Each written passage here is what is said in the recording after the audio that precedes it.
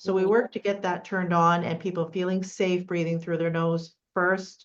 If we tape, I always tell them put a little tab at one side so you can easily open it if you need to. Don't take it off, open it. Take a deep breath till you feel calm and safe again, and then cover it up again and continue. And for people who are lifelong, I remember when I was working into getting back into nasal breathing, it took me 4 months. It took me 4 months of effort. So I think people should realize it's not an overnight thing. When you're trying to repattern something, it takes time, but it is so worth the effort. When you have those first few nights of sleeping with your mouth closed, breathing through your nose, and you wake up feeling like $1,000,000, you're like, where has this been all my life, right?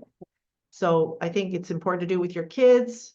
As far as taping the mouth of children, I think that you have to be really careful with that. I'm kind of nervous about that. I think it depends on the age. If I have somebody I can reason with at age 10, 11, 12, something like that. But younger kids, I wouldn't do it for them.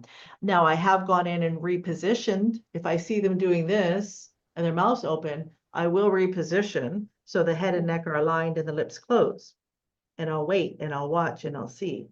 And then I'll let them go in that. So sometimes it's like physically positioning them. Sometimes using a pillow that actually kind of, there was COPAP positional pillow or something like those,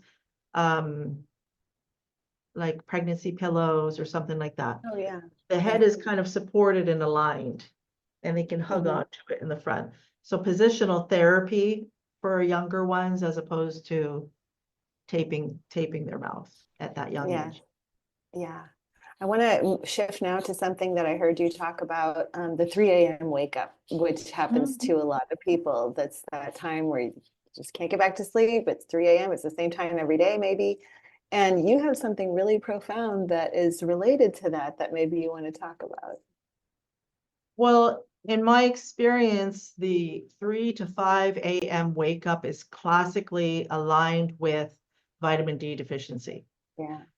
So that and we test for it, and everybody, I have all the numbers. I mean, you see people, their vitamin D is like 18, 20. That is really deficient. We like to see people up between 80 and 100. So that is a huge factor for those wake ups. And then I'll get back to the vitamin D, but also the midnight wake up tends to be associated with low melatonin. So you start taking melatonin, you can get rid of the 12 to 1 wake up. You take vitamin D, you can get rid of that 3 to 5 a.m. wake up.